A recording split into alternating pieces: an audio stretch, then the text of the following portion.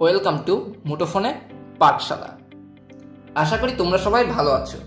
বিভীষণের প্রতি মেঘনাথের কবিতার শেষ অংশ নিয়ে আজকে আমরা হাজির হয়েছি। আজকের অংশের শেষের দিকে আমি অনুধাবনমূলক প্রশ্নে কিছু ব্যাখ্যা দিয়ে যাব বা এই কবিতার রূপক অর্থটা আমি বলে শেষ করব। এর জন্য পুরো ভিডিওটা আমাদের সাথে দেখতে থাকো। ওকে, আমরা এই অংশেরটা আগে পড়ি, শুনো। বলা হচ্ছে, রাঘবের পদাশ্রয় রক্ষার্থে আশ্রয়তেই আমি, পরদোষে কে চাহে মজিতে। রুশিলা বাসব ত্রাস, গম্ভীরে যেমতে নিশীতে অম্বরে মন্দ্রে জিমুতেন্দ্র কপি, কহিলা বীরেন্দ্র বলি।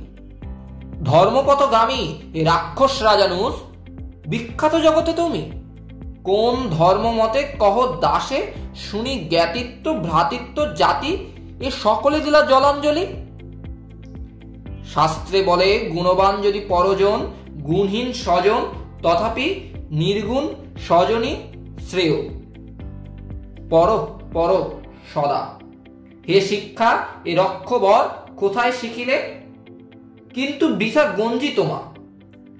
হেন সহবাসে হে পিতৃব্য বর্বরতা কেন না শিখিবে, গতিজার নিঃসহ নিঃস্বে দুর্মতি।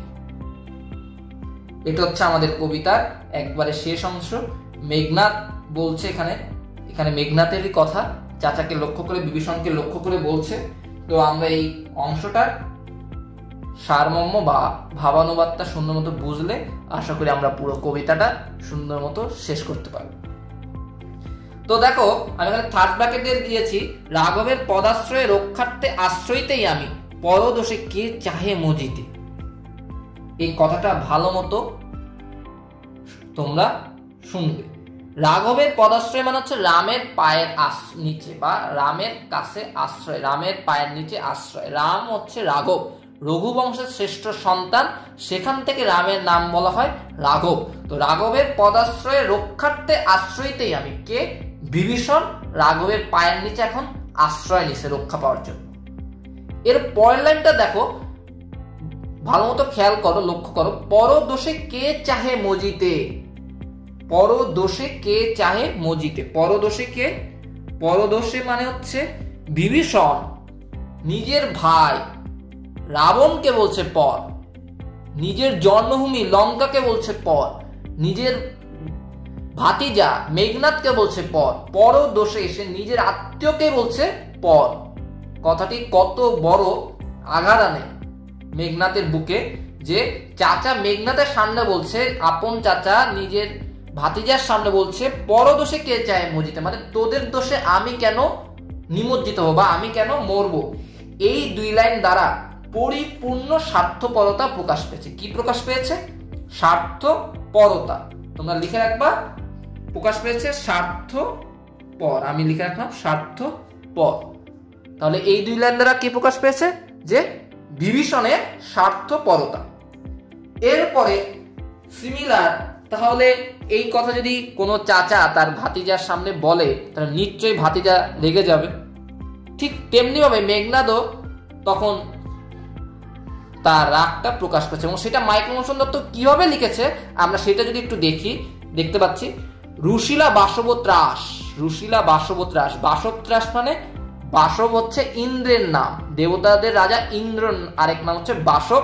তা বাসবের ত্রাস মানে হচ্ছে ইন্দ্র যাকে ভয় পায়। কেন ভয় পায়? কবিতার এক অংশে বলা ছিল যে ইন্দ্রকেও, দেবতাদের রাজা ইন্দ্রকেও মেঘনাথ পরাস্ত করেছে যুদ্ধে। তাহলে মেঘনাথ কত বড় শক্তিশালী যোদ্ধা, তাই বলা হচ্ছে রুশিলা বাসব ত্রাস।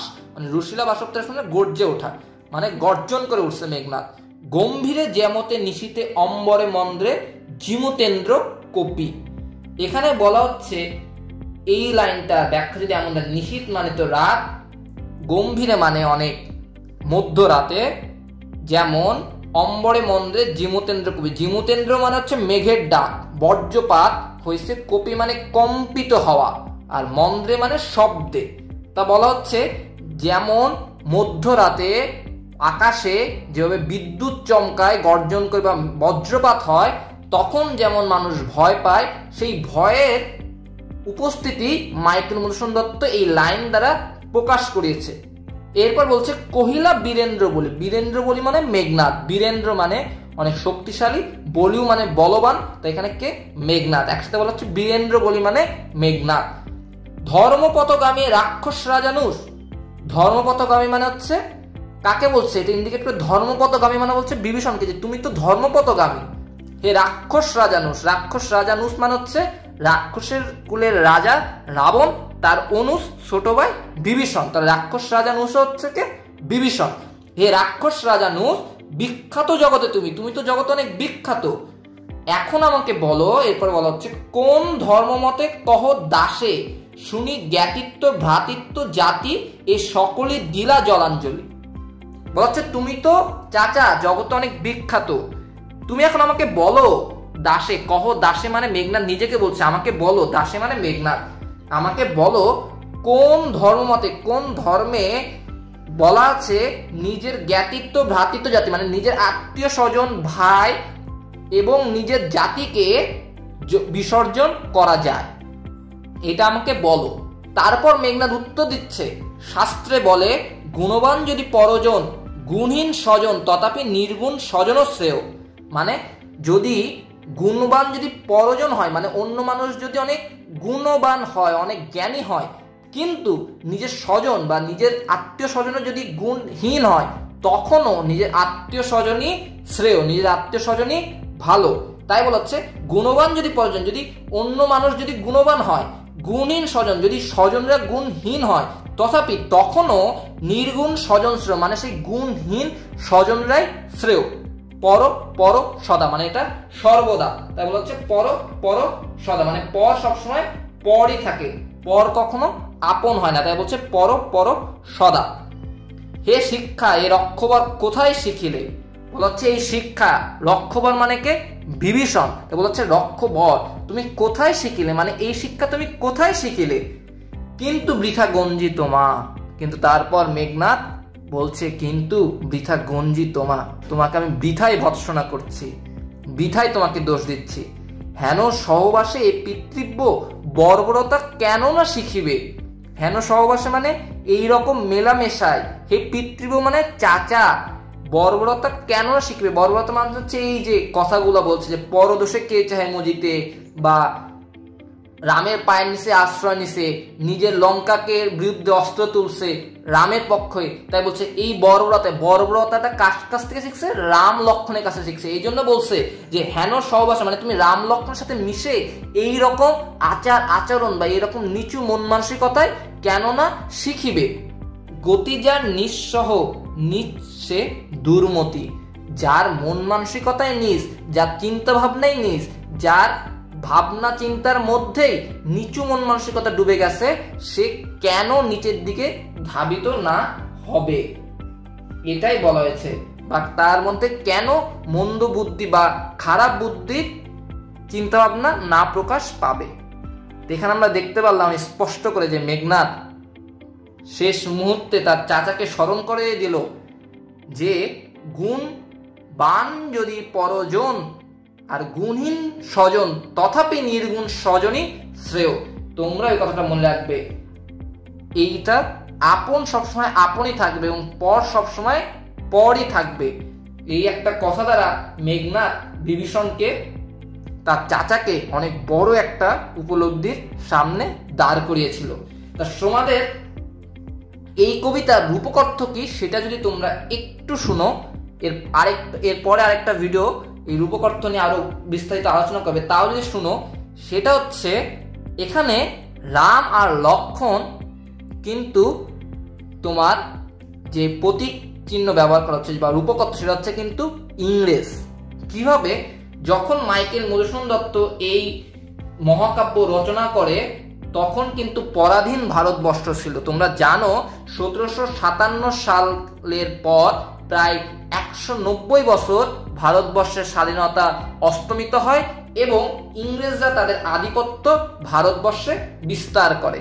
এই যে বিস্তার করে তখন এই মেঘনাদ, বিভীষণের প্রতি মেঘনাদ বা তোমার এই মেঘনাদ বধ কাব্য, এটা মাইকেল মধুসূদন দত্ত রচনা করে এবং এখানে রাম লক্ষণ কিন্তু রূপক অর্থে ইংরেজের বাহিনী বা ইংরেজ ক্ষমতাধরীদেরকে প্রকাশ করছে, এবং অন্যদিকে রাবণ হচ্ছে কে ভারতবর্ষের স্বাধীনতাকামী সাধারণ মানুষ, এবং মেঘনাদ হচ্ছে সেই স্বাধীনতাকামী মানুষদের মধ্যে প্রতিবাদী সত্তা, যে ইংরেজদের বিরুদ্ধে প্রতিবাদ করেছে সম্মুখ সমরে দাঁড়িয়ে। আর এখানে তাহলে বিভীষণটাকে তোমরা এবার বুঝতে পারছো, বিভীষণ হচ্ছে সেই মীর জাফর, যারা ভারতবর্ষের স্বাধীনতা কামনা করেনি, যারা ইংরেজের পক্ষ থেকে ভারতবর্ষের পিঠে ছুরি মেরেছে।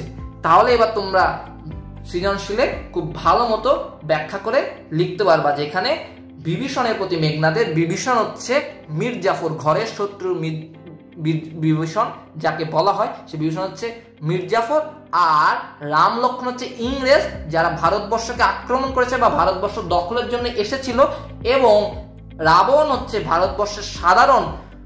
ভারতবর্ষের স্বাধীনকামী মানুষ, এবং মেঘনাদ হচ্ছে যারা সম্মুখ সমরে দাঁড়িয়ে যুদ্ধ করেছে বা ইংরেজদের বিপক্ষে অস্ত্র তুলেছে নির্ভয়ে নিঃশঙ্ক চিত্তে। আশা করি বিভীষণের প্রতি মেঘনাদ কবিতাটা তোমরা খুব সুন্দর করে এবং খুবই ভালোভাবে বলিষ্ঠভাবে বুঝতে পেরেছো, এবং পরীক্ষায় এখান থেকে সৃজনশীল আসলে অবশ্যই তোমরা অ্যান্সার করবে।